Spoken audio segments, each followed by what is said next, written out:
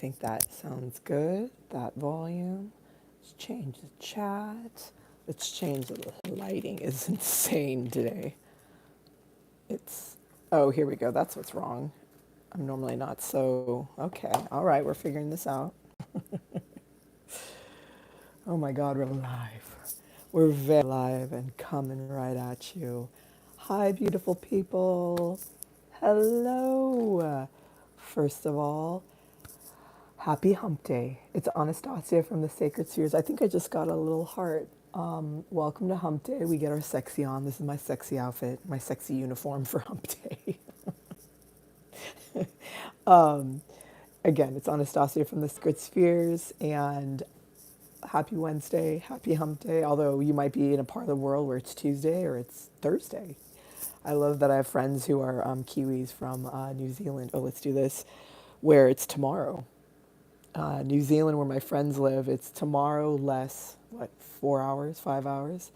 Oh, Chuck said I am thoroughly well lit. Why, thank you, my dearest friend. Yeah, I need to make sure I don't have my hair going like that to the microphone. So let's move my hair a little bit out of the way. I'm definitely well lit, maybe too well lit. I don't want you to see all of me. Oh, welcome, 3 people here. Oh, Andy, #1 fan. What?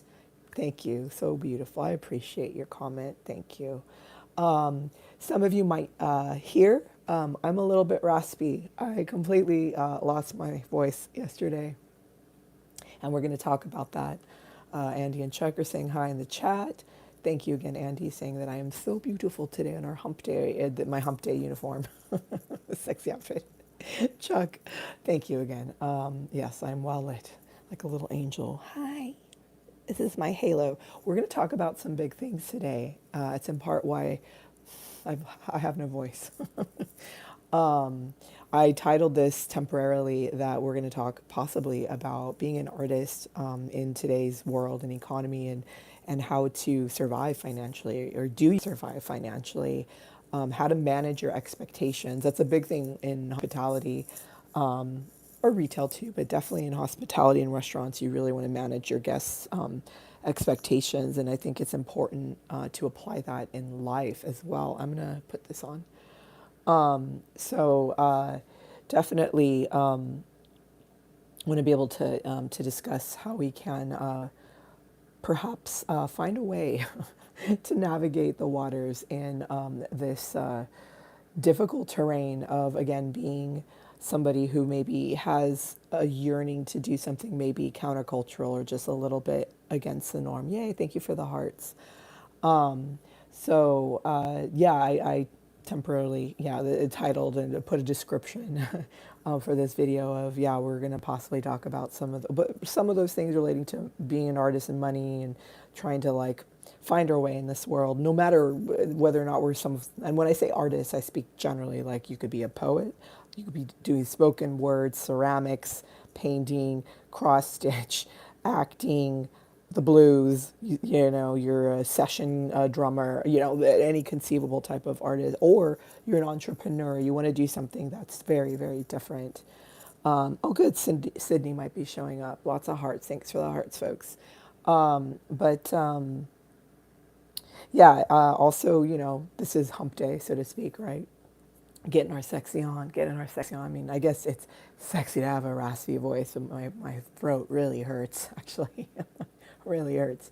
But the in the description I mentioned how, sexy day, it's, we think, oh, I want to, having a sexy experience means it involves other people. Well, this is a community, right? It does involve other people, but also it's going to go nowhere unless there's self-love, unless you love yourself and can show up in a way that's very clear that you take good care of yourself, you love yourself, you're present with yourself in a way where you can just feel free to be you. Because if you're always reticent to be yourself, I enunciated that very well. If you're at all fearful to be yourself and to be accepted as yourself, that's going to come across, especially if you're on camera, because the camera doesn't lie at all. It's going to pick up on every subtlety of your deceit. Your Deception. Before I continue with my little rant and how hoarse I am and why. Ooh, look at how fun this light looks. Oh, hi, Sydney. Jeez. I took a photo of all of us. That was funny. All right.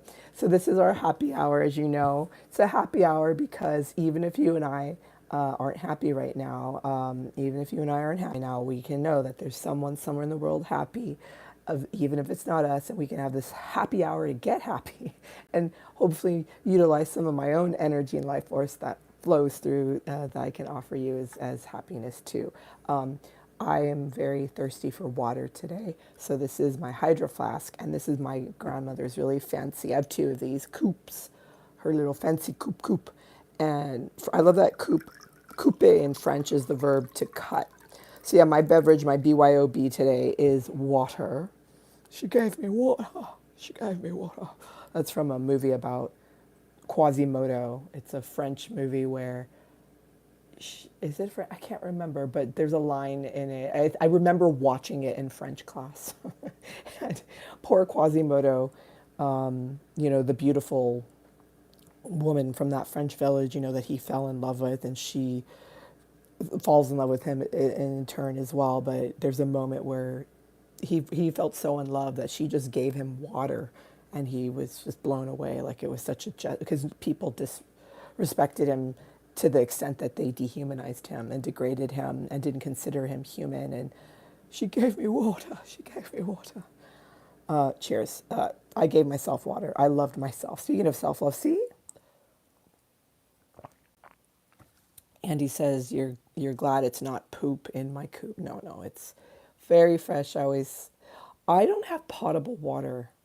Fun fact, the word potable in French, like I remember going to a little fountain in this tiny village I lived in, Péruy, in the southeast of France, in the region in Provence, near Aix-en-Provence. And I saw this sign that said it's potable. And I was like, what does that mean? Because I'd never had used that word in American English, and it means basically, is it drinkable or not? And the water I have here in my home is not. I live in a house or townhome, if you will, two-story townhome. My bedrooms are upstairs. Anyway, the downstairs kitchen. This place was built in 1929. So in the downstairs kitchen, where all the pipes are, for the kitchen.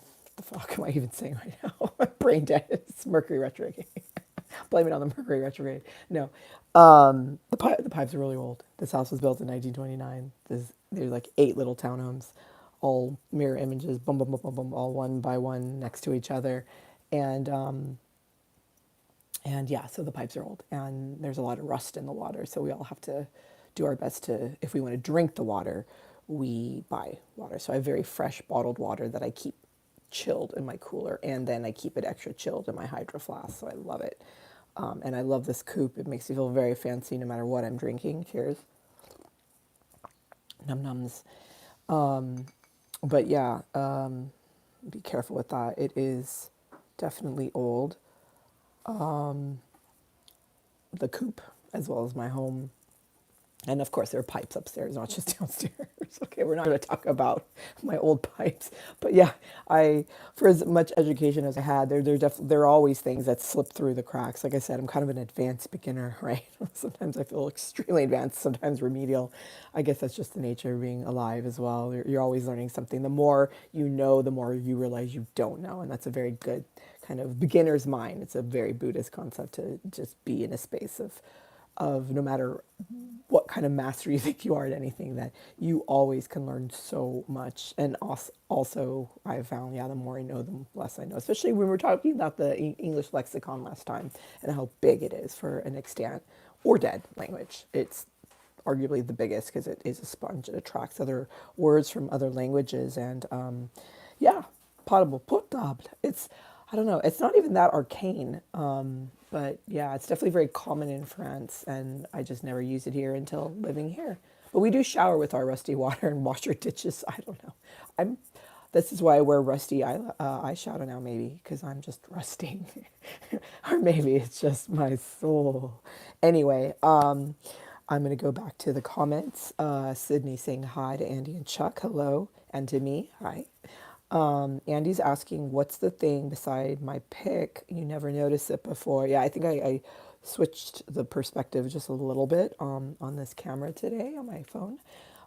So as you guys know, this is Phantom Thread, a movie poster from when I used to work for ArcLight and the Cinerama in Hollywood, and we worked with Paul Thomas Anderson on this movie. It was shot in 70 millimeter. We got to exhibit it in 70 millimeter. A beautiful, these gorgeous playbooks we offered, and I loved this beautiful poster. And then right there, if that's what you're talking about, that is an African drum. And I, as you know, I used to be in a graduate certificate course called Dream Tending and Deep Imagination. It was work with Dr. Eisenstadt, Stephen Eisenstadt, one of the co-founders of that graduate institute, alongside Joseph Campbell. Star Wars, anyone? The guy who literally consulted on Star Wars. The man who famously said, "Follow your bliss." Yeah, that Joseph Campbell. And other famous depth psychologists and post-Jungians. My brain just kind of shut down in terms of some of the other women and men. Marion Woodman, there's one. My God, my brain's totally just exploded. It'll come back to me. I had a rough night. So obviously listen to my voice. So anyway, yeah, in that program, long story short, in that program, that was a boomerang conversation. Let's get back to the point, Anastasia. Yeah, we did a lot of work with music, with dance, with somatic experiencing, or just somatics, generally moving energy through the body, right? Remember Dance Party USA? We try to make this a dance party too here.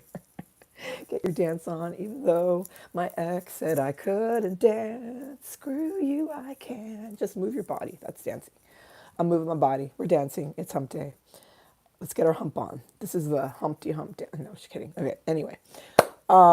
Yeah, so we needed paints. We needed to, as much as, I mean, you didn't have to have paints and things. I mean, you could use crayons. We just needed something to sketch with. You could use pens and pencils if that was all you had. We didn't have to have drums, but we did do some drumming in response to dream work, and in order to facilitate almost like a trance-like space of deep imagination to allow it to come through. Because if you think of like the Sufis, right, who do their whirling dervishes and spin, or traditionally, some say the drum is the first instrument because of it mimics almost the heartbeat, and well, some say the heartbeat when you're in the womb is the first musical instrument of your mama. Hearing the heartbeat, the boom boom boom boom boom boom. Yeah, so I did that. I don't know what I was doing. I'm like tapping and boom boom boom boom boom ping. But anyway, so and historically people would get into drum circles and they would call and response, and it's a way to enter into an almost meditative trance-like space, and it could open you up to, say, the other realms, as it were, quote unquote, or the places betwixt and between, as Dr. Eisenstadt would say. And also it releases and relaxes the body, where it can open up and feed the brain, and feed the parts of us that are hungry for and ready to express more creatively. I just had a beautiful thought and it went out the window. That's right. The thought was, remember, we're talking about feeding the brain through, like if you're trying to do an exam, remembering to yawn. It is contagious, sorry. However, when you yawn, you actually oxygenate the brain more than if you did different breath work, or there's been research on in positive psychology and other types of branches of soft sciences regarding like before a test, like how do you score better. So it's a fun tip. I've read about and listened to like NPR segments on yawning, and how it actually does nurture the brain, similarly to drumming, how it can sort of lead to almost a trance state, and it creates safety and nurturing, creates community when done, obviously in community. But even if not, because even if you're just drumming by yourself, because it does mimic, it can the human heartbeat, like your mama's, and takes you back to the womb. I love how I keep seeing our viewers, our viewership, our viewers spiking, and then they're like running away. They're like, bye, bye. Did you know that there are people who now, like on social media, they literally have social media accounts devoted to fingers skateboard? Have you seen those accounts? Like it's literally, and they have competitions. Did you know? Like people literally will compete as fingers doing like twists and turns and skateboarding. It's wild. So, woo! Anyway, gratefully my brains are coming back to me. Cheers. This is water today. Fresh, potable water from bottled water, chilled, extra lovely like for me and you and all of us. I slurped that. So today, again, I tentatively titled this talk or this podcast or this live stream, this happy hour for this time and community, sort of, because it's like our sexy hump day, but more about self-love. And when we're more of an artist or we're walking to the beat of a different drum, marching to a beat of a different drum, or more entrepreneurial, how do we function when we clearly have a direction we want to go in, but how do we make a living in the meantime? Because it takes time to be able to fail, make mistakes, like figure stuff out, right? As you're coming of age, even if you're already like you've created, like I have probably painted, I don't even know, 500 things at this point over the last 4 years or so that I've been painting full time, and a lot of them weird and small little pieces.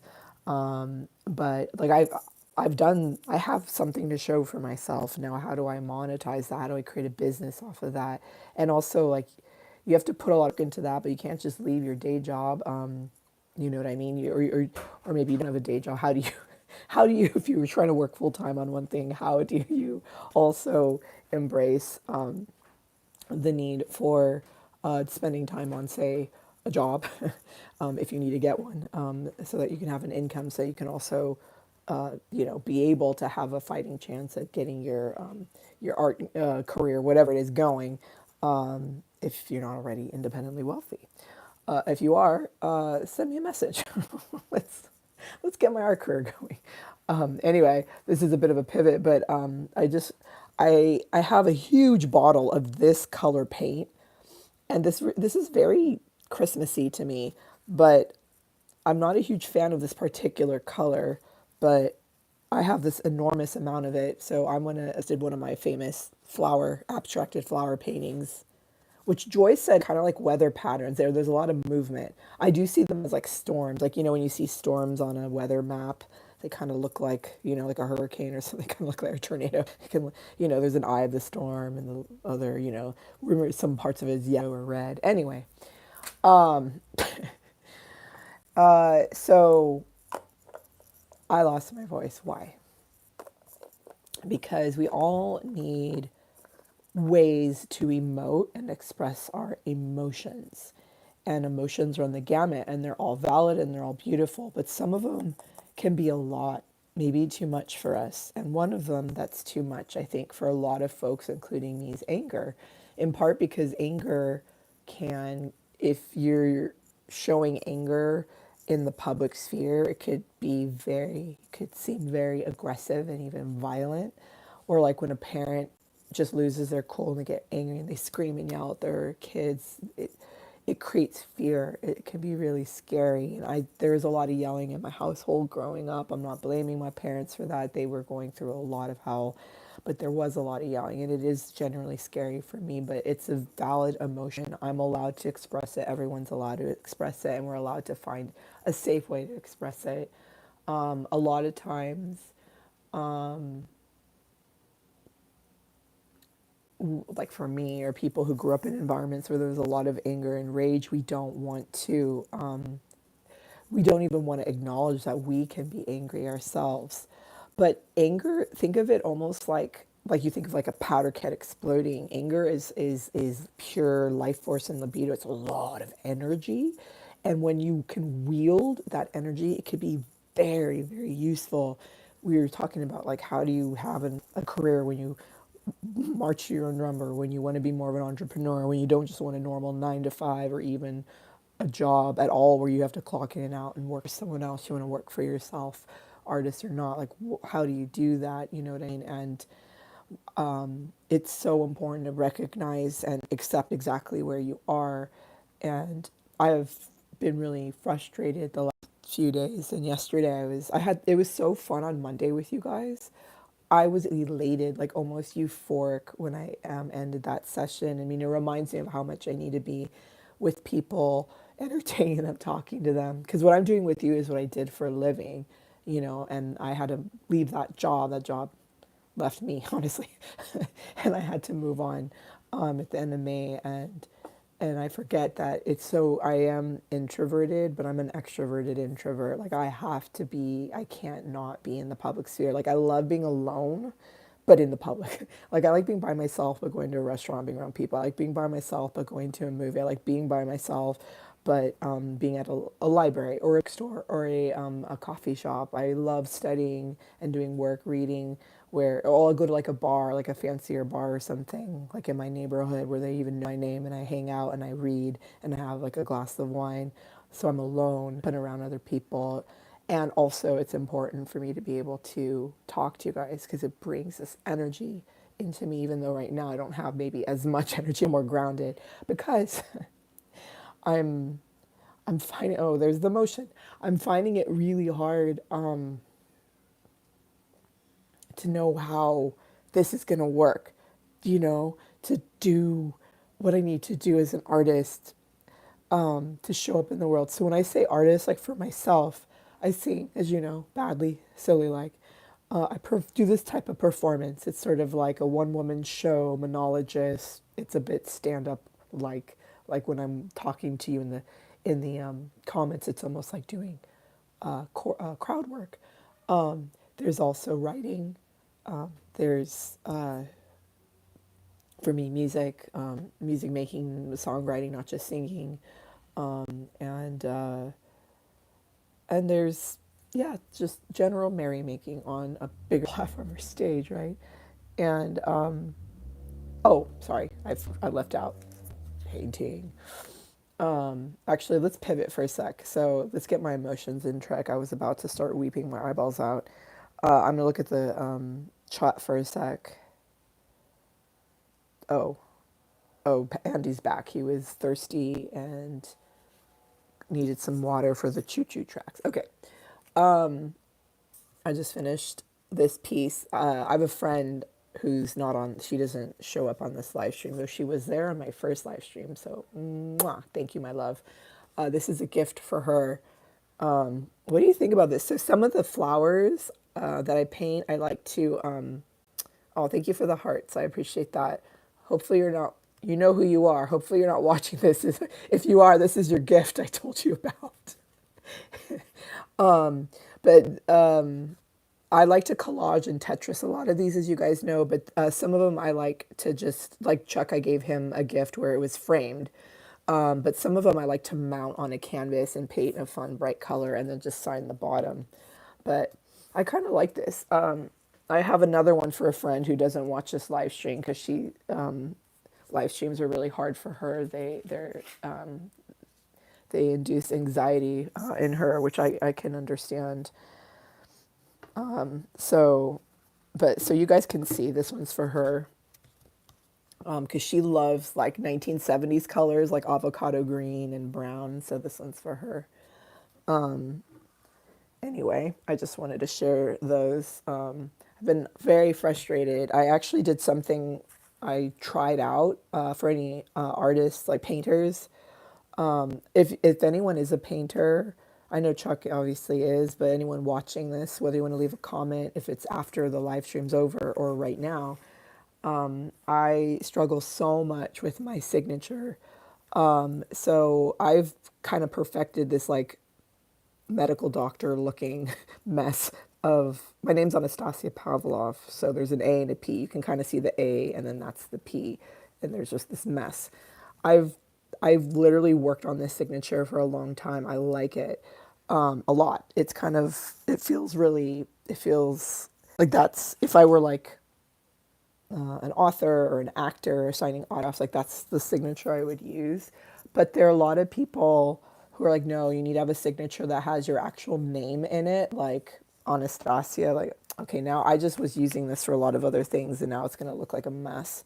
I might need to get a, nah, I'll just, this looks like a mess. I was playing around with my paint pens.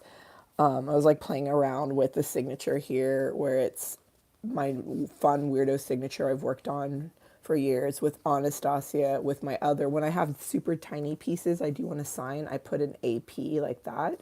And then with the year, I kind of like the symmetry of that. I did this one here, you know, where I don't use my this big one right here like that. Anyway, but yeah, I tried out this like 3-part signature here on this painting and I did not like it. And I painted over it, but in the light, you can actually still, not here, you can see what I painted over. You can see the signature underneath with this signature on top. Anyway, when I use paint pens, and this paint pen, if you can see, yeah, you could see, look at that. It like splatters and it's such a pain in the ass. So, you know, a lot of people say, well, like do it in a paint pen or pencil and then just paint with a script line pen over it, which I have done before and it is a pain in the ass. This underneath here is a signature I didn't like. And so I traced over it and made it a signature I liked. And then it got so big and bright that it distracted from the painting. So then I painted over this. So in the sun, you can also see there's a signature under that. I swear to God. I did notice I try to use, this is a really high-end paint pen, Molotov. It's sounds like a Molotov cocktail from, it's not Russian, it's actually a German paint pen. But I've noticed that with 4mm paint pens, it actually works a lot better because the tip, at least for a Molotov cocktail pen, it's much more, it's rounded and it doesn't splatter like, because when you're using a 1mm, the 1mm is pointed. And if you have any texture in your painting, it'll splatter a little bit as you're signing. 1 second. I just highlighted and saved the last 5 minutes of what I was blah blahing about. I did notice for any geeks out there, PenTouch, these are amazing, amazing paint pens. I used to do photographs that I would blow up as canvas wraps, and these are so, this is what a professional photographer suggested for signing your photos, and I got gold and silver, which is what he suggested because of how beautiful it reflects in the light. I loved it. And so, and I find they work well for regular paintings. In fact, I bought a long time ago, these are 2mm, no, these are 1mm points, fine points. And I do have 0.7, I have 1mm, 2mm, and 4mm. But I tried other color because they have like white, just not, this is shiny and metallic. I also have just white, red, yellow, purple, all those colors. But it was weird. Some of them work. Some of them are really unreliable. Like you shake them, you get them ready. Like you do all this. You're like boop, boop, boop, boop, trying to get it ready to sign, and then it just like comes out weird and come out right. And then I found that, oh, whoops, it didn't come out right. Paint over it, but how many freaking layers do I need to put down before it actually is opaque and you can't see the signature under it? Apparently, there aren't enough layers to put down. But Chuck knows that I lose patience quickly and I just want to get it done and over with. There probably are. I could probably put a layer down, blow dry it, put a layer down, blow dry it, put a layer down, blow dry it, and probably would be opaque, which means that you can't see through it. There's something opaque in my brain, to me, for some reason, means sheer. It means see-through. That's just how weird my brain is. Okay, anyway, thank you for the hearts. Andy wanted to ask a question. It's a stupid question. He says, any relationship to Ivan Pavlov? Ivan is Russian for John. I do have an Ivan, a John in my family, but a different last name. Pavlov. So I'm definitely we're going in a little tour right now because I needed to take a break. I was getting very emotional. We were about to start talking about anger, sadness, about trying to like live a life as an artist and afford your life, and how the hell do you do this? Or if you want to be an entrepreneur, an actor, whatever, how you make it. Anyway, so we're pivoting, and these are all very helpful questions too, and answers, and discussion. Cheers. Let's take a moment to sip our beverage of choice, our BYOB today. Fresh water, potable water. Let's take a moment to fluff our hair, to admire our hump day outfits, or sexy time outfits. Hello, my beautiful people. All right, yes, Andy, to your point. My last name is not spelled that way, Pavlov. It's phonetically spelled Pavlov, Paveloff. And I learned that when my dad's parents, because that's my dad's last name, I have my dad's last name. When my dad's parents came from their little areas of the south of Russia, my dad's mom, actually, I think my dad's mom as well as my dad's dad both came from an area that's now a part of Armenia / Turkey, because it's contested, it kind of bounces back and forth a lot. And then they came out here, and my dad's dad was known to be very difficult before he became a born-again Christian. He became a Pentecostal minister, but originally he was in this ethnic religious community where we were from, and he drank a lot and wasn't the nicest person. He, in fact, I learned was a rum runner. So during Prohibition, he would actually be the guy who's getting you your booze. He wasn't a bootlegger in the sense of he actually made it. He didn't do the bathtub gin, but he would get you the gin. And often, I guess, drink a lot of the gin too. But once he found Jesus, he did not do that anymore, and he was a much, I guess, nicer person, but very intense. All the same, still about his beliefs. He was very much like a religious zealot, but ran a church. I mean, you got to be to run a church and be a preacher and to leave the community he did. But what was interesting about him is, yes, he was an intense man. It gives you a little snapshot of him. His brother and he got into this epic fight, and they were pretty estranged and fought a lot. And I guess there was one big blowout fight, though, where he actually said that that's it, and he disowned him. And the way he disowned him was he actually changed the spelling of their name, of the last name, of the surname. So when they had come here from Russia, the south of Russia, Transcaucasus area, Middle East, whatever area, that whole area out there, because they were all from little area like Azerbaijan, Kazakhstan, Iran, Georgia, Turkey, Armenia, all that area. So I thought it was they came over on the boat, right? And it was like, oh, Pavlov. No, we're going to change that to something a little more American, Pavlov. But I heard not at all the case. The case was it was because my grandfather was so fucking intense. He was like, brother, brat, you are dead to me. Dead to me. I drive Tesla now. I kill you through name. I changed last name. There's my accent, my Russian accent. I changed last name. The Tesla thing is just a joke. Because this took place in the early 1900s. As my dad was the youngest of 7. He was born right after the war, World War II, that is. And so he was the youngest of 7.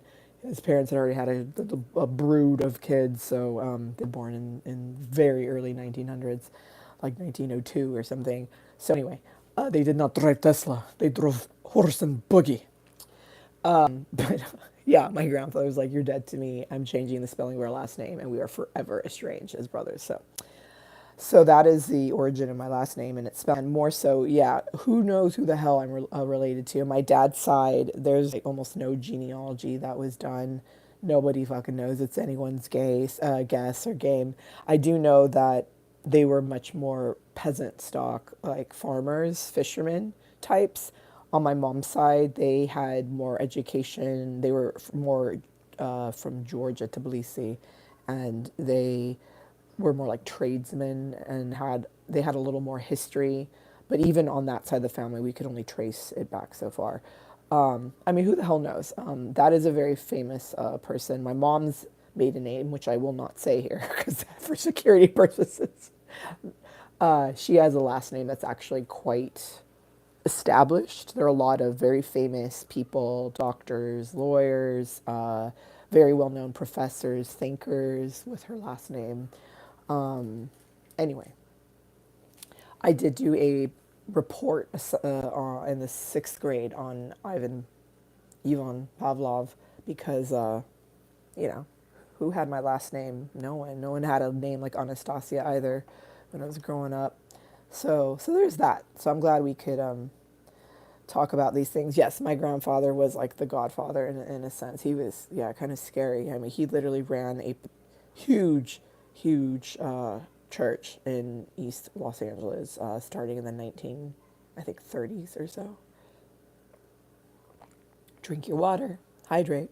All right, back to, I think that's enough time to like take a break from the conversation I was having, which was the sort of, we're always in flow here, always and ever, but I wanted to kind of come back to, I think it's really important, kind of what I preliminarily titled this, even though we might, move in different directions when I titled these live streams, but being an artist. Been frustrating. I've been frustrating. I have been a frustrating bitch. No, I've been frustrated.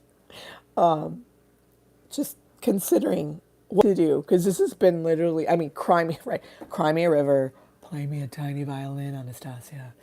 Right. This is the tiny violin. Right. I mean, this all of our for people who weren't born in with to like a level of money with disposable income, when we're like, oh my God, I want to be a professional photographer. You've got to earn your keep, right? You have to just get any job just to like pay the bills and then do your photography as much as you can on the side, learn it as much as you can. And little by little, try to get gigs, try to do it more professionally, try to set up a website, try to start selling stuff, try to, I don't know, shoot weddings or whatever you want to shoot, I know photographers who went into weddings and that's big business now. I even know some people who are, they were in film and they were DPs and they actually went into shooting movie versions of weddings. That's big money now too. I have someone who literally just does that for some of the wealthiest people in the world. They'll fly them out to, some island in the Mediterranean and his fee is like God even knows $30,000 or something, and then it's all expenses paid. He has this great vacation, does this movie version of a wedding. Anyway, so yeah, this shit can take time, and there's no guarantee that it's ever going to work. But like when you have like such a clear vision that you're like, I know this is what I'm going to do, and I have to do it.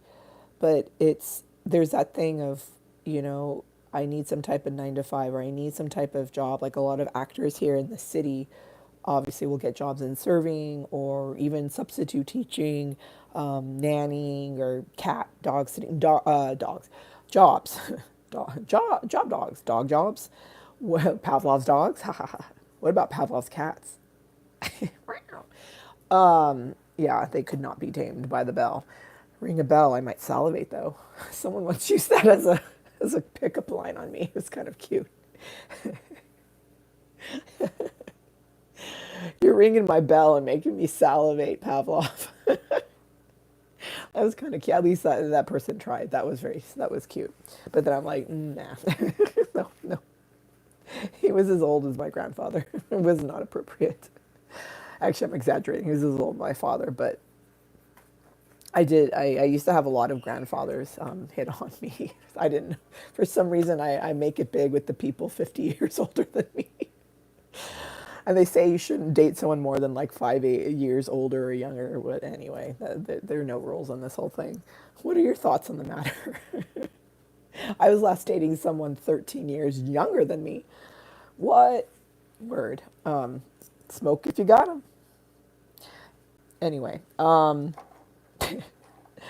we're talking about the tiny violin, the types of jobs that people take in LA so that they can have the flexibility to do what they need to do as an artist, again, fill in the blank, yeah, you want to be a cinematographer, like I was just talking about DPs who shoot fancy weddings, right? You want to be a singer, you want to be a writer, you want to be a buccaneer, whatever the fuck you want to be. It's really important to, I think, yeah, at first have a clear vision of what the fuck you want to do. And steps that you can take to do that, but more so to have some type of job that offers you the flexibility to do that and also pay your bills while being really honest with them. Here, this is beautiful.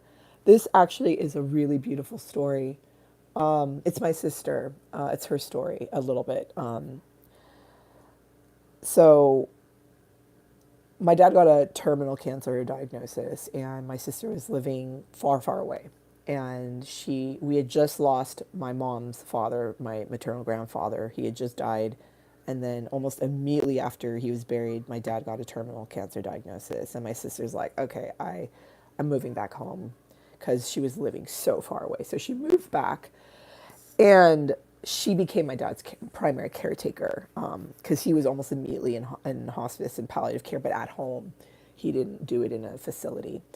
And my sister was one largely helping. My mom helped as well, but it was primarily my sister. And it was lung cancer, so she had to literally drain his lungs. It was intense. It was just ghastly what she had to go through, and everyone went through. My dad, obviously, what he went through. He did die within 3 months. Well, 3.5, 4. But I say this, I mention this because at the time my sister also needed a job. She had just moved, she was living out of state, and she moved back, and this relates to what I'm talking about. Bear with me. She could only be brutally honest because she was largely the one taking care of my dad. So she would go to interviews and she'd just be like, hey, this is the situation. I could be great at this job. I'm obviously overqualified. However, I'm caretaking for somebody who, if he suddenly takes a turn for the worse, I have to leave work immediately. No questions asked. You can't, you can't stop me. I can only work, Monday through Thursday. I can't work Fridays because of my dad's, like doctor's appointment or what. Like she literally was just like, yeah, if you want me to work for you, I want to work for you. I'm definitely qualified and interested, but these are my parameters. I am here focusing primarily on my family, but also I need a job. I need to make money, and I'm going to do my best by you guys in this company. I'll do my best, but my priority is my father. And she would interview for positions just being blunt, clear, to the point. And one of the people she did that with, they were just like, absolutely, whatever you need, we're going to throw money. They threw so much money at her because she was that honest. They knew what they were going to get from her. She'd work her ass off when she was there on the clock, and then if she needed to go, they let her. If she needed whatever days off, they'd let her. It was amazing. And I think that's been a big difficulty in my own life, is admitting with complete clarity, this is who I am and this is what I want to do. Not like, but I'll get this job and maybe I can like get promoted and then get promoted. It's like, no, I need to know exactly what I want. Because like I like to live in the flow and the possibility, who knows what direction I might go in. But I think it's at times that can be very helpful and useful. But it's really important to have this the box breath. No, check out my video on box breath. We did do that last live stream. Anyway, to have a really clear vision of what it is you do, and to be, here's the big thing, unafraid to ask for what you want. To know that some people are definitely going to say, get the fuck out of here. Are you kidding me? Like, go away. But if you can show up at a place you're applying to work for saying, look, I'm a very hard worker. I'm going to do my best. I have experience doing this, but I also am, I'm an actor, I'm a photographer, I'm a singer, I'm a whatever, and I will need to take auditions. I will need to do this. That is like, we have one life to live, and I need to honor that. It doesn't mean I'm going to do a poor job for you, but I'm not here to become a manager or to get promoted to another level. I'm here to, or whatever, like whatever it is. Because, sometimes it's hard to find good workers. I used to be a hiring manager, and it was so hard to find good people for our company. So hard. I would, oh my God, of the thousands of resumes I would look at, like I would like send out emails to like maybe 10 of them. And then of those 10, no one would be a good fit. It was so hard. Or if I would try or hire somebody, we'd have to fire them, or like they wouldn't even pass the probationary period, or they would just disappear. Like not, they just wouldn't, they just stopped showing up to work. I'm like, the hell? So when a lot of employers see a good worker, they're so excited and they want to kind of like keep moving you up the ladder. But it's so important again to know what you really, really want to do and being clear and like really just like laying it out and to have a plan of action for what are the things that you're doing, even if you do have to work to support your goals. You know, what are actionables, right? Actionable steps that you can take so that you can actually take steps like, okay, like as an actor, a lot of people are like, oh, I just want to audition, but you know, have you really perfected your craft? Or not even, you're never, your craft is never perfected, but are you working on your craft? Like maybe you need to take more classes, or maybe you need to take classes on how to audition better, or how about like, just like, what are you doing this week? You know what I mean? But as you know, it with jobs, like they can really, for me, they like rope me and I start to give too much of my time to my jobs, or I don't, I'm not as clear. I want to like pretend like, oh, maybe I could move up the chain of command because I'm almost scared that my job won't accept me, you know, if, for who I really am. And it's kind of like just a reflection of where we are in life. I think a lot of the time is it can be really hard to show up unflinchingly as yourself.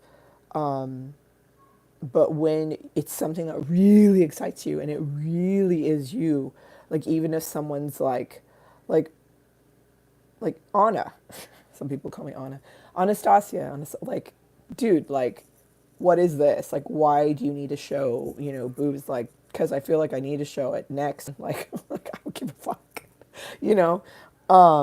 Like, why are you, like I once had this artist like say, I don't do it as much with these types of paintings, but they said like, why are you like working so quickly and like your colors are like getting muddied together? And I'm like, because I want to. It makes me happy, you know. But at the same time, it's this fine line, right? Because we want to be open to learn.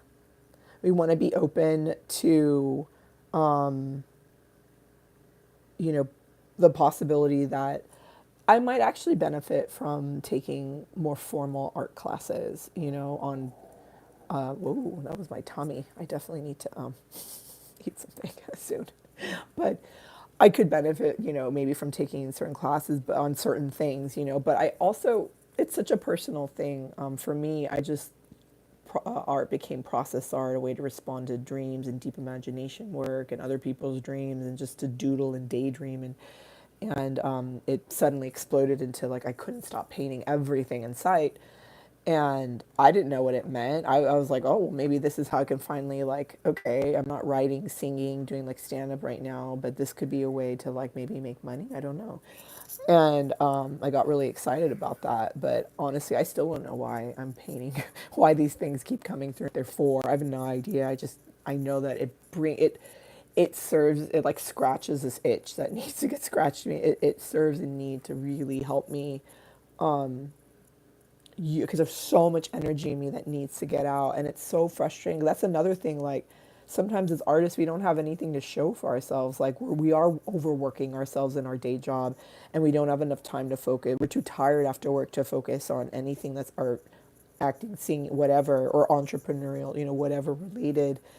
And it can be really hard, and it's also, you know, and so we don't like, we're like, oh yeah, I'm doing, like I remember I have this little bit that I do comedically, and people, I was telling someone about it and they were laughing their ass off like, oh, I'll follow you, and they followed my Instagram, and it's like photographs of trees and there's no comedy on there, and they're like, what, you know, because I'm still like working on it. I haven't like really like gone and like done some of those things, you know. I already don't have film like little videos of me, you know. So, and that can get really frustrating. You know, I was going to talk about the yeah, it's about, you know, how when we do have to have a day job, like how do we navigate this, balance this with the fact that we want to put as much time into like getting clear on what we want to do as an artist or entrepreneur, to march to our own drum and to try and like give ourselves a fighting chance to make it, meaning just be able to live financially without a day job, like doing what you love fully, right? I try to choose day jobs that I do love. Like my last job at the Roosevelt was a lot of fun. I loved it so much. And when I worked for ArcLight, so fun. Oh my God, the people I met. Wow, the Cinerama Dome, so cool, including Quentin Tarantino. I do have a video about Quentin on my channel. I don't know if you guys saw that. I think it's kind of cool. Check it out. Yay. But, you know, it's, here's the thing. It's like, it's hard to know sometimes how hard to work. Like, how hard do you push yourself? You know, there are those folks who are like, you got to get up at 5 a.m. or 4 a.m. every single day, cold plunge, you know, run 3 miles, lift all these weights, you know, eat this like really niche, fancy breakfast that takes an hour to make it, you know, hand make everything, press your own juices, and then, you know, and then you're going to journal gratitude, and then you're going to do this and that, you know, you have to do all this stuff, and just like grind and grind and work and work and work and work and work and hustle, hustle, hustle, hustle, you know. But plenty of studies show that hustle culture actually burns you out. And also one size does not fit all. Like I actually am a much later night person. This is where it kind of comes back to self-love and knowing yourself, right? It's really important to understand that I'm someone who goes that I need like 9, 10 hours of sleep to function. My brain is like, I need a rest. I had a really intensive childhood. I was like a professional kid, and I was an athlete and academic, and like just traveling all the time, and you know, didn't just play and be silly. I get to do that now. And that's a big thing actually, right? That is kind of what I'm doing now, because I hustle. I work so hard from a very young age until like into my late 20s, working, working, working, working, and pushing, pushing, pushing, hustling, hustling, hustling, just like whether it was not sleeping, being on really specialized diets, working out, you know, 4 to 6 hours every single day, traveling every weekend, just and like pushing my body to its limits, whether it was lifting weights or the types of.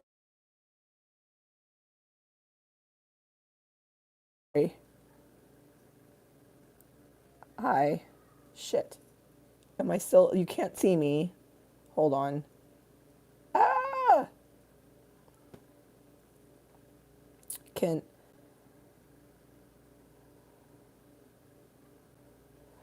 hey, you can see me. Sorry, Andy accidentally called me through Instagram, and it now I can't see my image. Hold on. Okay, you can see me. Great. I can't see myself. I can't be a narcissist. Yeah, anytime an incoming call comes in, it just like does something weird. All right, well, damn it. Huh. Yeah, because sometimes if I can't see myself, it's going to it's not going to. I don't know. Here, let me go. That worked. Okay. Yay! I just toggled to another part of my phone, and that worked. Okay. Anyway, let me talk. Let me talk. Let me talk. Yeah, it's really important to know. Yeah, like I need to get to bed around midnight, and I sleep like 9, 10 hours. I get up at like 10 a.m. I'm not going to be getting up. I used to have a schedule where I'm like, oh, I have to be at work at 6 a.m. I just wake up at 4:30, eat my breakfast. I used to ride a bike at the time. I loved being really eco-friendly, and it's like, well, right, in theory, if I'm not a morning person, but if I just go to bed by whatever 9 p.m. and wake up at 4:30 and did like it'll work. I was in that position for like I think 6 months. I almost went insane because my body really is. I have a much different circadian rhythm. I mean, it's fine to experiment with things, but I'm also so sensitive. Like if I lose just an hour's sleep, sometimes even 30 minutes, my brain just won't even function. If I don't eat enough proteins and fats, my brain just doesn't function. Like just even a subtle amount. Like I starved my body and brain so much at one point. Like if I went, especially when I was a vegan, not a good fit for my body at all. And even when I was a vegetarian, like I have to have animal, I have to have the flesh of an animal. And that I used to work in the natural products industry in health and wellness, and veganism is was like such, it's like the cure to everyone in the plan. And it's like, no, it's not. It's never one size fits all. And it's hard for me because I feel like I'm exhausted. I already got pushed so hard in my life early on, and now that I really need to focus on like hustling in a sense, like really working hard to make certain things, whether it's weirdo art or art merch or who wants to buy my little container with this man. I put my headphones in here. I love it. I can helps me find it in my tote bag, or acting or whatever the heck it is, singing, doing this, doing a one woman show that's similar to what we do here. It's hard to know. I think like how hard I should push myself in a sense because I don't want to like I have to take care of myself, right? Like if I fall apart and I have to lose days at work because I've fallen apart and burned out, it's like that's kind of why I'm not working at the Roosevelt anymore. I basically broke down. I basically burned out and needed this time to rest, And I'm finally a little bit stronger to be able to start doing more of the stuff that I really want my life to be, like for work, like doing this kind of stuff and doing art and writing and publishing and so many different things and acting and blah, blah, blah, blah, blah, blah, blah. But also it's like I have limitations and it's so frustrating, right? There we go. It's so frustrating having limitations, but because it's like because it feels like where, because it's like if I'm frustrated in my day job and I'm working so damn hard at my day job and it's like exhausting and I can't really do much with my other part of my life or, like I have a day job. So it takes time out of my schedule. Even if I'm not overworking myself, there's only so many hours in the day and if I need to sleep a lot more than the average person, whatever, then I actually have found that women, though, do need more sleep generally because of our endocrinology and our hormones. That's a whole other subject for another time. But it's, if I'm honoring the amount I need to sleep, my stress levels, maintaining them, and, what I'm eating and the time I spend to like decompress and whatever, then, how am I going to fit in all these other things and without overly exerting myself with my other things, my art career, so to speak. Again, art is a general like fill-in word for any conceivable entrepreneur, whatever you're doing that isn't just whatever a day job, a 9 to 5, or in my case it was a 3 to 11, Wednesday through Sunday, because it was in elevated cuisine and in restaurants. But it's because at the end of the day, it's like, well, I don't want to keep doing these so-called, they're not shit jobs. They can actually pay really well, these jobs. Thank God LA has jobs like these for people like us, like more entrepreneurial artists, whatever actor types. Thank God, where we can actually make a living. What a gift. But this, like, again, tiny violin, we're all in the same boat here.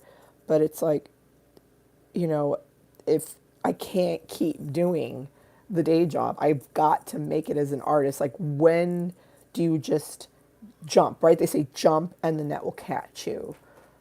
Actually, I saw Sydney, somebody named Varun came on and left a comment and then retracted it all. I shall never know the sordid details of what you had to tell me. Hi. But yeah, Sydney mentioned about not dating anyone for 8 years and you feel like a nun. I didn't date for 10.5 years before I met my ex, we call Keith. That's not his actual name, but Keith. I was ready to date again. I'd done a lot of work on myself and I was ready to do something long term again with someone and go the distance and maybe find like my person, like my partner, like let's do this life together, right? Let's create a family together or just be family for each other, support each other. Life is hard on your own. It helps to have obviously friends like family, like Chuck is. I love you, Chuck, or Joyce, right? And also it helps to have like, that kind of partner. I've always envisioned that for myself. But this does relate to what I'm talking to, Sydney, because, it's so important. I've been, since this breakup, because as you know, I lost my job and Guy, like within 5 days of each other, late May of this year, just a few months ago, really, I've been reading a lot of books, listening to a lot of podcasts, watching a lot of videos related to what I was dealing with specifically with this guy. I'm an anxious type. He was an avoidant type, but more so, not even reading stuff and watching stuff like that. More so, one of the best recommendations is just self help. Like, how can you love yourself more and really understand yourself if it is a goal to meet somebody? Because I feel like when we are ready, we will know, and the person comes, or like I was saying, you jump and the net catches you when it's time for you to take that leap. Like, and we're all different. Like some people have certain thresholds, like, oh, I need a like I need $20,000 in my savings, or I need $120,000 in my or whatever before they quit a day job and just focus solely on whatever it is. Like I need to have established X amount of clients as a coach, right? If you do that kind of thing, entrepreneur, before I can leap. But sometimes this is what's interesting. They say it's cart before the horse, so to speak. But I've seen situations that I'm going to give you a couple stories. I know we're at the 1 hour mark, but I'm liking where we're going right now. I'm going to keep going for a little bit longer. I think this could be really helpful. So there was this woman who really wanted to live somewhere where she was living on her own and had more space, and also was in a really beautiful area, more nature, near the ocean. She really wanted a lot. She wanted to be kind of like in a woodsy area here in LA too, on top of it, near the ocean, woodsy area, beautiful space, her, no roommates. So she could finally focus on, she did something entrepreneurial. She focused on tinctures for herbal medicine. And she had her own line. She was trying to create all this and other things she was considering. And but she had roommates and it was really frustrating, and she felt like she didn't have enough money, and she's like, well, I need to save enough. I need to like get my little art, hobby, whatever, entrepreneurial thing going, right? And get that going and be at a certain level. But there was a point where she was so fucking frustrated, and she's like, screw this. She looked and she found this magical little apartment in Topanga Canyon, which is it's exactly that. It's woodsy, it's an ocean. She even was high enough where she could distantly see the ocean. She could hike in nature right outside her front door. It was just this dream house. And it was, I can't remember how much outside of her budget, like 500, maybe even 1,000 outside of her budget per month. Too much money. But she just knew, she's like, I can't, my life is too short. I can't live another day with roommates or in a day job I hate. Like, I got to do this. I just got to do this. So she took the apartment, moved in, and felt so much freedom. It was so beautiful where she lived. She loved her house. She took immaculate care of it. She immediately, because it was like a loft kind of thing, like it was like a downstairs and upstairs area. And in the upstairs area, she immediately knew, she was like, I'm going to do energy work, because she forgot, oh yeah, I have this like degree in Reiki or whatever it was she did. She was an attuned Reiki healer. And she's like, oh, I'm gonna transform this upstairs area into like maybe like for like healing sessions, and then and then she started to meet, because she was in an area where there were more people who did stuff like what she was interested in, like these tinctures and whatever. And so she started to meet more people, and they gave her ideas. She started like, basically she ended up with this avalanche of ideas, because she just knew it was time, and she was willing to take the risk. Because I think that's part of it, is like we need to be willing to take a risk. There needs to be some sacrifice on our part, giving to the unknown. We don't know what could happen, because if we are planning and we have to have everything set up, that part of this is the unknown. Part of this is that I keep doing this, sorry, is that X factor, that singularity, that like there's no guarantee whether you've saved a bunch of money or not that anything is going to work out. But there was this exhilaration with woo, like doing something that she wasn't exactly fully ready to do, say financially, but she just knew in her gut, in her heart, she had to do it, even if she miserably failed and money wasn't coming in and she had to move out within like 3 months. She was willing to take that risk, and she did, and her business immediately started growing.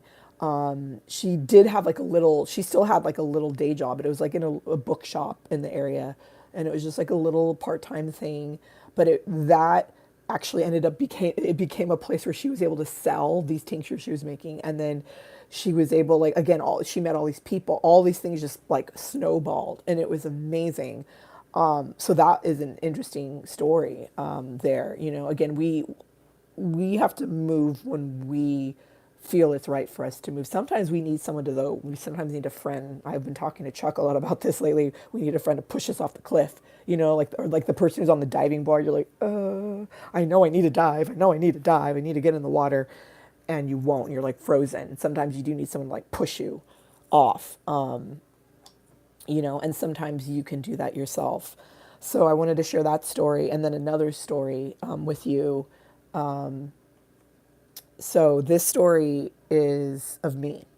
When I finished undergraduate, I was like talking about no money, like just almost nothing to, because it's so I went to school in Orange County, in the Newport Beach, Laguna, Irvine area, so very wealthy area, not conducive to college students, and it was really really expensive, and I was working a job part time, also in a bookstore, incidentally, like my friend I mentioned, and just barely getting by, and it was so bad that I, at one point, was living in my car, and at another point, I was squatting in an empty apartment. My friends had moved out, and they had like 2 extra weeks on their lease, but they had moved out, and so they're like, you could just stay there, like literally squat for the next few weeks. If the landlord says anything, blah blah, whatever. I was like, okay, it's better than my car. So this was at the end of undergrad, and I was getting to a point where I was going to graduate, and I wasn't ready to just like go to grad school or go into the like whatever the job market. I needed like a gap year. I needed some time, and also possibly to explore something new. Like I was considering living somewhere very different, like possibly forever, and making that my new life. And so I wanted to sell my car. I wanted to be really eco-friendly and sustainable, and I wanted to be somewhere walkable with good mass transit and do something very different than what I'd ever done in Los Angeles before, because I'm from LA and Orange County area, and you drive a car, you need a lot of money to make this lifestyle work that I got accustomed to, so to speak, and I was trying really hard to be a little more punk. I definitely got really anarcho-syndicalistic. I thought I was going to live in a commune. I got really off the grid for a sec, but I was like, no, no, no. Like, there are other ways to live sustainably and affordably, and to be artists. I wanted to see in the world, right? Or like I maybe wanted to go into the humanities in grad school or whatever. So there was this context is to say there was just no real money there, and I didn't know what to do, but I just started to explore possibilities anyway. I was like, where could I move to, right? And not how much money, like how much you have to save, just like let's just start, like get excited. This is actually an exercise by Kyle Cease. It's called It's Totally Possible. We'll do this at some point, not today. But I started to explore ways by which I could, you know, just consider like cities and research those cities. So I was like thinking about like San Francisco, New York, or Austin, Texas. Not great mass transit, I learned, but I started to learn more about different cities, just research them, just get excited about that, not worry about details, just think about things. And then all of a sudden I was like, why am I limiting myself to the continental US? What about another country? And I was like, oh yeah, like what about London? They have amazing mass transit there, right? It's a big city. That could be cool. A lot of amenities for, humanities types and artists perhaps.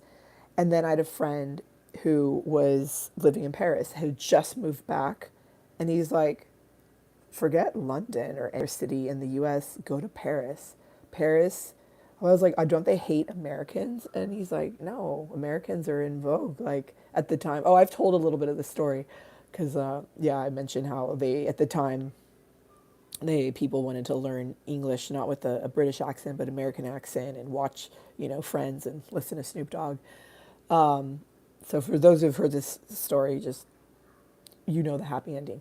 But what ended up happening was I was like, Paris? What? But how is it? I thought it was really expensive. So he's like, no, you can find converted maids' quarters for equivalent $300 a month. It's like, what? He's like, it's a rough situation. There's no toilet or shower. There's actually zero shower. There's a toilet. It's down the hall. So it's like a bunch of apartments that are super tiny studios with a Murphy bed. Literally, you have to put your bed up to bring your kitchen table out.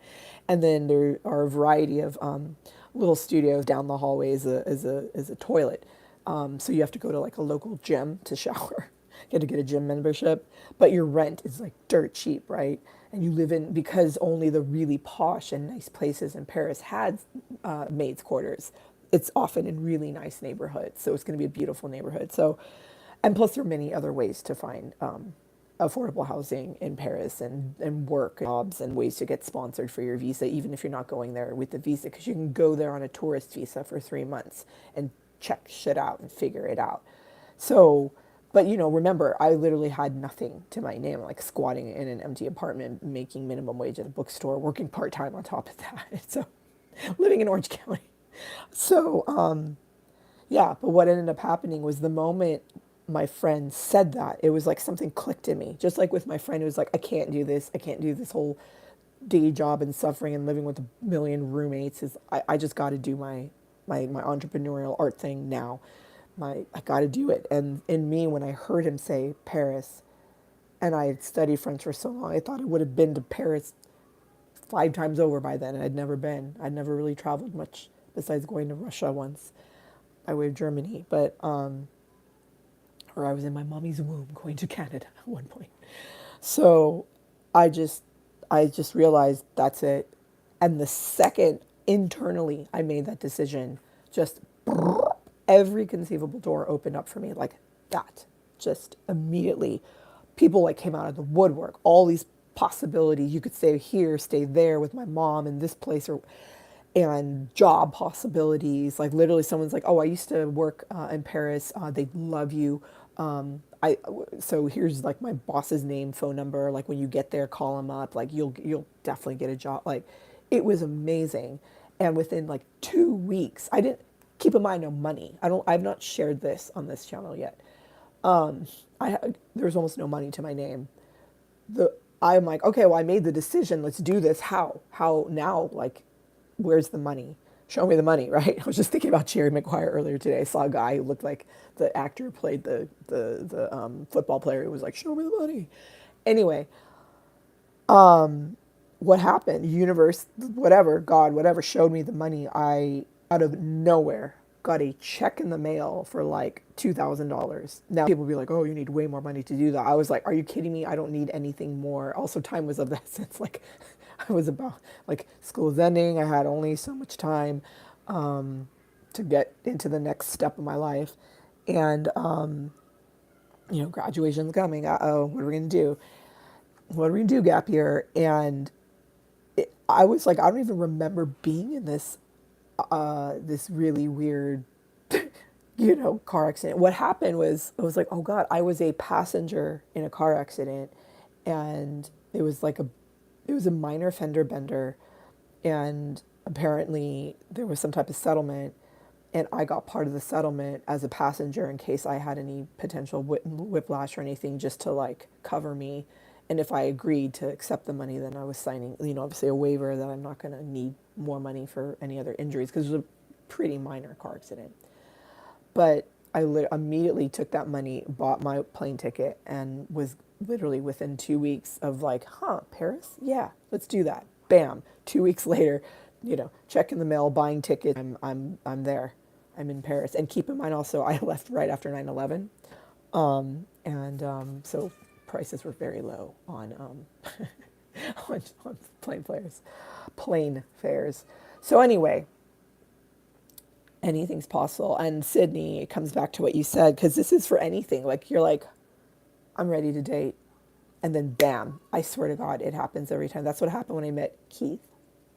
I was like, I've suffered long enough not dating. I really want to date again. I would love to find my person. I didn't per se find my person. We have broken up, but it was an extraordinary relationship. I learned so much. And when I say extraordinary, it was very challenging. It was very hard. But I grew so much as a person. I learned so much. And I broke that, you could say, that, not the fast, I guess.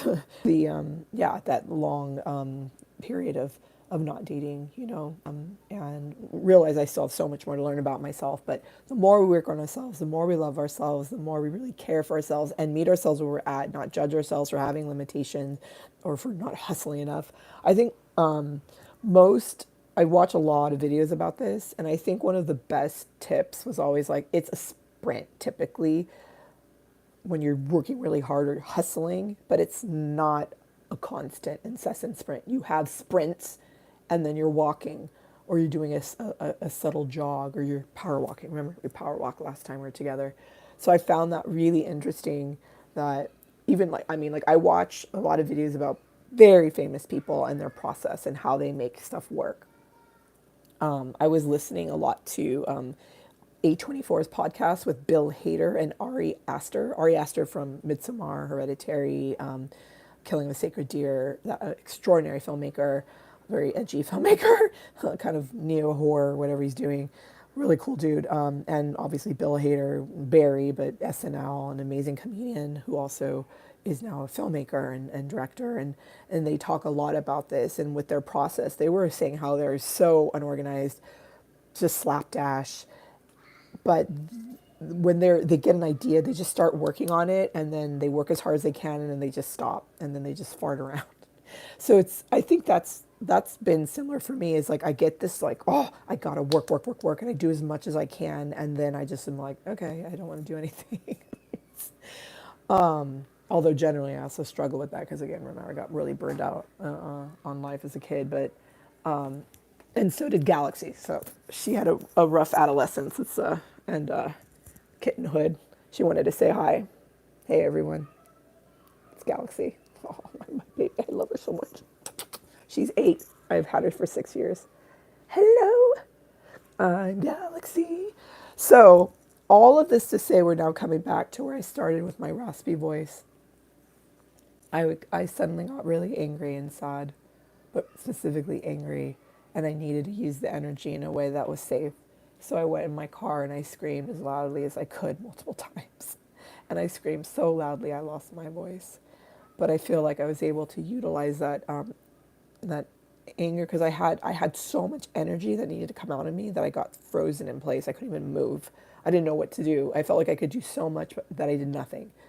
And I knew though intuitively I need to at least get out of the house. And the moment I was in my car, that's when it just started coming out of me. I felt safe because I wouldn't hurt anyone. No one would really hear me unless they were right next to my car. So that was wonderful to have that option. It's really important to express our emotions and also do it as safely as possible for ourselves and others. Please. So that has been, and a little fun fact about, because rage is sacred. Remember, we're all in the big circle. Everything is sacred. Everything is love. And that does include emotions like rage and anger. It's important to allow them to have a safe space. That's why like dance parties are great. That moves that, because anger is like this explosive energy. Doing somatic work with the body, working out a lot can help too with anger. It's not an emotion I've often felt safe expressing, but it was so beautiful to be able to do that and really to let that come out, and that allowed me to create some movement in my day. I was finally able to start driving somewhere and doing something with my day. So that was a huge gift, and why I'm really hoarse and I can't really sing much for you guys because I don't, I can't go up high at all. It's gone. That when I lose my voice, anything above my chest voice and my falsetto, gone. My head voice, gone. Like I'm actually trying to sing.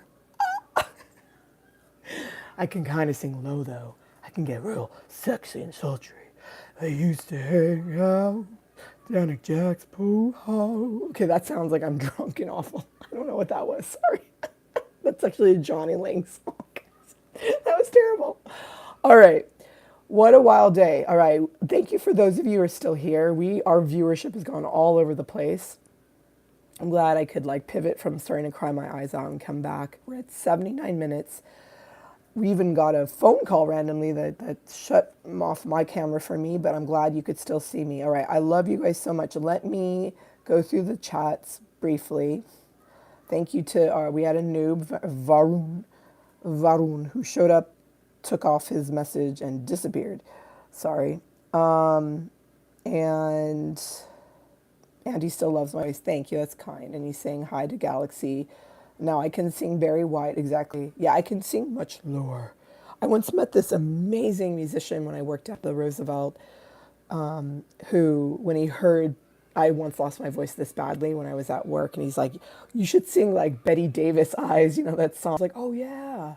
Like he's like he actually encouraged me. He's like, "Record your voice. Like if you work with a sound engineer or music producer, like get into the studio because this is such a rare gift." In fact, this is kind of a fun fact. Tom Waits famously would sing into pillows and scream before he would do, and like purposely lose his voice before he would record live in studio.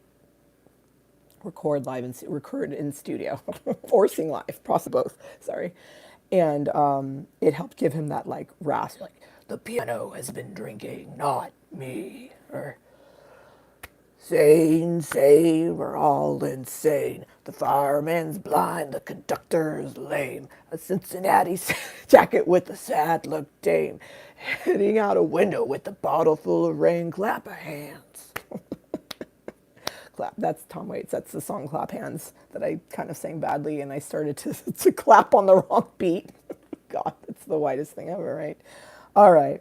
Yeah, she, instead of Betty Davis eyes, she's got Anastasia eyes, King Carnes.